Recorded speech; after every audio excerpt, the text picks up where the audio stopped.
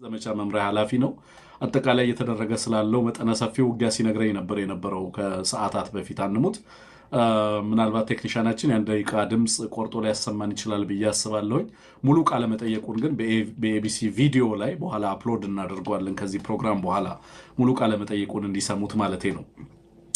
በዛ ላይ ነገረኝ ግን አንሙት ሁለት ትልልቅ እዞች ናቸው ወደ ጎጃም ላይ መጠነ ሰፊ ውጊያ እያደረጉ ያሉት። ያው ጦርነቱን ለየት የሚያደርገው ነገር ምንድን ነው? ከፍተኛ የሆነ ሽብር በማህበረሰቡ ዘንድ የመፍጠር ፍላጎት ነው በአገዛዙ ዘንድ ያለው። ቦታዎችን ለመቆጣጠር ያለ ፍላጎት ብቻ ሳይሆን በጣም መጠነ ሰፊ የከባድ መሳሪያዎች እና ከባድ ሰራዊት አሰማርቶ ከፍተኛ የሆነ የከባድ መሳሪያ ድብደባ ማድረግ ነው። በዚህ ውስጥ ህብረተሰቡን ከታጋዩ ከታጠቀው ኃይል የመለየት ኃላፊነት የወሰደው ህብረተሰቡ ራሱን በመደበቅ ራሱን እንዲከላከል እንጂ አገዛዙ ምንም አይነት በዚህ ረገድ የሚወስዳቸው ኃላፊነቶችና ጥንቃቄዎች የሌሉ መሆናቸውን ሙሉ ለሙሉ ህብረተሰቡን አብሮ የመደብደብ አይነት እንቅስቃሴ እንደሆነ እየተመለከትን ያለ ነው። የተለየ ቂም ነው የሚመስለው አንሙት ያለውን ነገር ስንሰማ። መድፎቹ ታንኮቹ ዝም ብለው በዘፈቀደ ነው የሚተኮሱት። ያለውን ተራራ ያለውን ጫካ ዝም ብሎ ህዝቡ ላይ መደብደብ ነው እየተደረገ ያለው። ከዚህ በፊትም ስናነሳ እንደነበረው ከኩርሙክ በኋላ አንሙት ከምርጫው በኋላ ብልጽግና እያደረገ ያለው የጦርነት አይነት ትንሽ ለየት ይላል። የቀጠናዊ ጦርነት አይነት ነው እያደረገ ያለው። ከኢትዮጵያ ህዝብ ጋር የሚዋጋ አይነት አይደለም ጦርነቱ። ሙሉ ለሙሉ የጦርነቱ ባህሪ የተቀየረ እንደሆነ እንመለከታለን። እና እስኪ ምንድን ነው የምታየው? አጠቃላይ የኢህአፓንም መግለጫ እናነሳለን። በነገራችን ላይ እየተሰጡ ያሉ መግለጫዎችን ትላንት በተለይ ፈትለወርቅ በጣም ጠንካራ ንግግር ነበር ስታደርግ የነበረው። በብልጽግና ዘንድ የፈጠረው ሽብር ቀላል የሚባል አይደለም። ሚዲያውን እየተመለከትኩት ነበር ከዛን ሰዓት ጀምሮ እና ከባድ ሽብር መፍጠሩን ባገዛዙ ዘንድ ተመልክተናል። እና ትርጉሙም መልእክቱም ፖለቲካዊ ትርጉሙም ቀላል የሚባል አይደለም። ስታነሳቸው የነበሩ ነገሮች እነሱ ላይም ሀሳብ እንሰጥበታለን። አጠቃላይ ሽማግሌም እየተላከ እንደሆነ ከአስመራ እየሰማን ያለ ነው። ከግብፅም እየሰማን ያለናቸው መረጃዎች አሉ። ሱዳን ላይ ያለውን ሁኔታ እየሰማን ያለ ነው። እና እነዚህን ሁሉ ድባቦች ስትመለከት ምን ውስጥ ያለን ይመስልሃል አንሙት? በአጠቃላይ መልካም እንኳን ደህና ቆየህ ተመልካቾች፣ የቢሲ ተመልካቾች በሁሉም አማራጮች የምትከታተሉ ሁላችሁንም ሰላም እላለሁኝ። እንግዲህ ባነሳቸው ጉዳዮች ላይ ምን አይነት ድባብ ነው ያለው፣ ምን አይነት ሁኔታ ነው ያለው? በጣም ሰፊ ጥያቄ ነው። ብዙ ነገር ልናነሳበት የምንችለው ነው። አገዛዙ ምን ላይ ነው ያለው ካልከኝ፣ አገዛዙ ያለው ጊዜ መግዛት ላይ ነው የሚል አረዳድ ነው ያለኝ። በሁሉም አማራጭ ጊዜ መግዛት ነው የያዘው። በአንድ በኩል ጊዜ ይገዛል። የጊዜ መግዛት ፍላጎቱና አካሄዱ የሚያደርገውን ወታደራዊ ዝግጅትና ጦርነት በመግታት አይደለም። ወታደራዊ ዘመቻውና ጦርነቱ በከፍተኛ ደረጃ በሚችለው አቅም ሁሉ እያደረገው ነው። በመሐከል ግን የጊዜ መግዣ ነገሮች እያደረገ ነው የሚል አረዳድ አለኝ። ለምሳሌ ይሄ ሞኖሎግ ያልነው ትናንትና ብሔራዊ ምክክር የሚባለው ወይም ሀገራዊ ምክክር የሚባለው አንድ ጊዜ መግዣ ነው ላገዛዙ። ቀውስ ማስተንፈሻ፣ ሰዎችን ተስፋ ሰጥቶ ዝም ማስባያ ስልት ነው። ጊዜ መግዛት ነው ይሄ።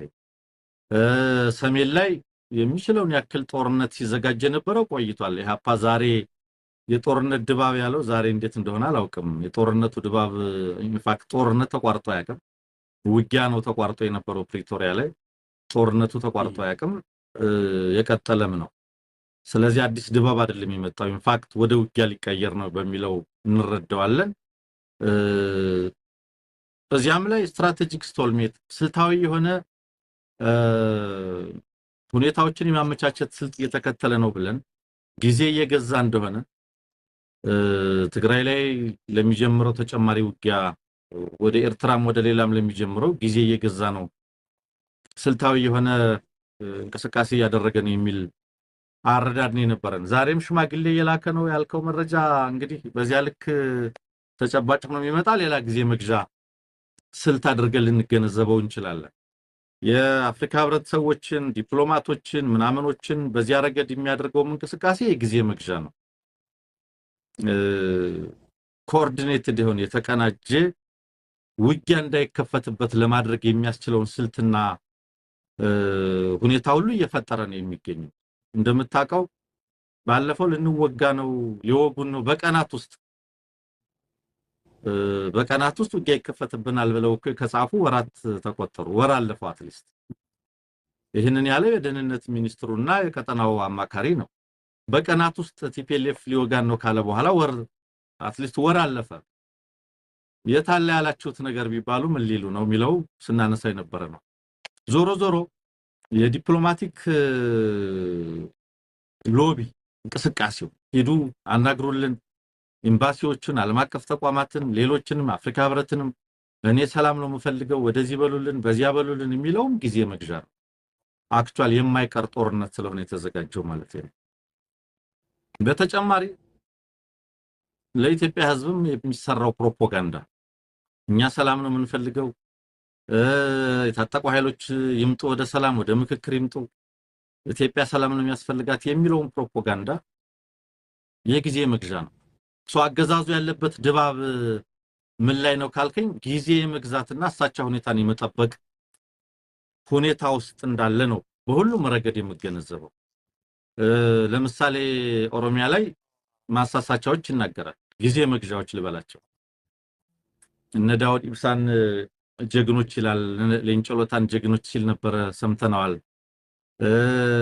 በቂ ጊዜ አሳልፈዋል። ነገር ግን ከዚህ በኋላ የሀገሪቱንም የኦሮሞንም ጉዳይ ሊወስኑ አይገባም፣ ግን በዘመናቸውና በጊዜያቸው ጀግንነት ፈጽመዋል ብሎ በዚህ የፓርላማ ንግግር ይሉንታ ውስጥ ሸብቦ ለማስያዝ የሚያደርገውን እንቅስቃሴ ትመለከታለህ። በሁሉም ረገድ በሽምግልና በፕሮፓጋንዳ በዲፕሎማሲ በኃይልም ጊዜ ለመግዛት የሚያስችለው ሁኔታ እየፈጠረ እንደሆነ ስላገዛዙ መረዳት እንችላለን። ሌላው ሀገራዊ ሁኔታውን ይመስላል። ጸረ አገዛዝ ትግል የሚያደርጉ አካላት ምን ላይ ናቸው፣ ምን እያደረጉ ነው ስንለው የከረምነው ነው። ሁሉም አካል ወደ መጨረሻው ጠርዝ ደርሷል። ጥይት እየተኮሰ ያለ እየተኮሰ ነው። ለመተኮስ እየተዘጋጀ ያለውም እየተዘጋጀ ነው። የሞንጆሪኖም ሆነ የኦብነግ ወታደራዊ እንቅስቃሴ ወይም የሌሎች የሚነግረን ተጨማሪ ግንባሮች ለምሳሌ ኡጉጉሞ ወታደራዊ ማስመረቅ አጠቃላይ ዝግጅት የሚነግረህ ወደ ማጥቃት ወደ ውጊያ ለመግባት የሚችልበትን ዝግጅት እያደረገ እንደሆነ ነው በሁሉም ረገድ። ሁሉም ኃይሎች ጸረ አገዛዝ ትግል የሚያደርጉ ኃይሎች ሙሉ ዝግጅት ላይ ነው ያሉት። የሚዋጉትም እየተዋጉ ነው ያሉት። በዚህ መሃል ግን ሁኔታ ስለሆነ የጠየቀኝ አገዛዙ በዚህ መካከል ግን ኃይል ማደራጀቱን ኃይል ማሰባሰቡን መደበኛም ሆነ የመደበኛ አቅሞችን ማጠናከሩን ማሰባሰቡን ምን ማለቱን ቀጥሎበታል። የውጭ አጋሮችንም የውስጥ አቅሞችንም በሙሉ እየሰበሰበ ነው ያለው። ሚሊሻ እየሰበሰበ ነው፣ አርሶ አደር እያፈሰ ነው፣ ወጣት እያፈሰ ነው፣ እያሰለጠነ ነው፣ ወታደራዊ ግምገማ እያደረገ ነው፣ የሰራዊት ስምሪት እያደረገ ነው፣ የሚችለውን ያክል ጥይት ተተኳሽ መሳሪያ እየሰበሰበ ነው። ስምሪቱን ቀጥሎበታል። በዚህ መሃል አንዳንድ ኮታንኮት አርጌ ልግለጠው እባጭ መሰሉት እባጭ ወይም አላንቀሳቀስ ያሉት ወይም ከፍተኛ ስጋት የፈጠሩበት ልክ እንደፋኑ ያለውን ኃይል በተወሰነ ደረጃ ልበት ነው፣ በተወሰነ ደረጃ ስትራቴጂክ ይዞታዎቹን ላስለቀቀው፣ በተወሰነ ደረጃ ስጋት ሊሆን በማይችልበት ደረጃ ላጥቃው የሚለውን ዘመቻ በስፋት እያደረገ ነው ያለው።